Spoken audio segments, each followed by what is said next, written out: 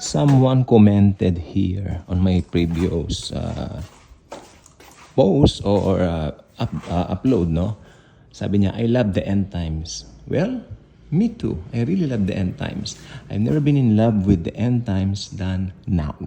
Again, I've never been so in love with the end times not until now.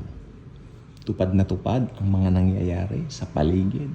At may warning na po ng tsunami sa Japan. I would like to call for us believers na magkaisa, ipanalangin natin ng Japan. Okay? Dahil kung ito po ay may masamang nangyari, magkakaroon din ng epekto ito sa Philippines, sa bansa natin. I don't know kung ano, pero nakikita po natin yung mga hindi dati na nangyayari sa daigdig, nangyayari na rin po ngayon. Ay, lobat na yung telepono ko. Madali nang malobat. Okay. So, yes. Importante meron pang baterya. Masabi ko lang gusto ko sabihin.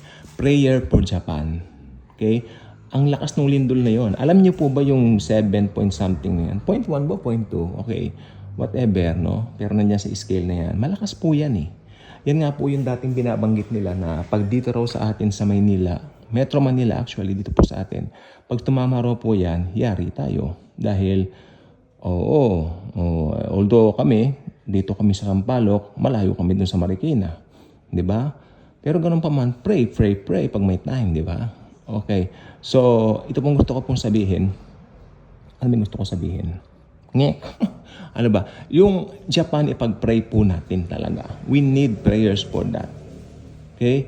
Dahil ako nalulungkot ako pag may mga nasasalanta na ganyan. Sumusobra po talaga yung mga nagiging intense yung mga disaster na nangyayari lately. Yan lang po ang gusto kong sabihin. End times na ba? Matagal na po nag-end times. Nagsimula po talaga yung pinakasenyalis ng end times nung maging nation ng Israel. 1948. 1948 to now, ilang taon na rin. Lumabas na nga yung mga maraming mga mahilig manghula-hula ng prophecy, ganyan-ganyan. Pero meron kasing tinatawag na maayos na pag-rightly divide ng scripture kung paano mo titignan o ano yung magiging sukatan mo para sabihin na end times na. Titignan mo yung mga pangyayari na ina-unfold. Na-unfold po talaga yung 1948 na yan. That's it. Talagang nangyari po talaga. Naging nation ng Israel. Prior to that, akala nila hindi magiging nation ng Israel. Dahil parang malayo mangyari yun, no? Parang malayo mangyari. Napaka-imposible naman na maging nation yan. Pero nangyari po. In God's perfect time, in God's own timing.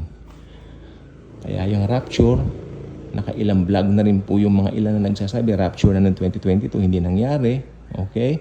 Pero, naniniwala ko, in the right time, Jesus will fetch us, His believers. We will meet Him there in the air. Nakasuspend lang si Jesus sa rapture. Hindi tatapak ang mga paa niya rito. Yung pagtapak ng paa ng Panginoon, magaganap po yun sa naganap po yan nung sa Zechariah, na hinulaan yan sa Zechariah ako sana. Magaganap yan sa second coming. Okay? Ano po ba ang pagkakaiba ng rapture sa second coming? Sa rapture, Jesus will come for us. At the second coming, Jesus will come with us. O kami, tumatawag po sa akin. Okay po. Bye-bye.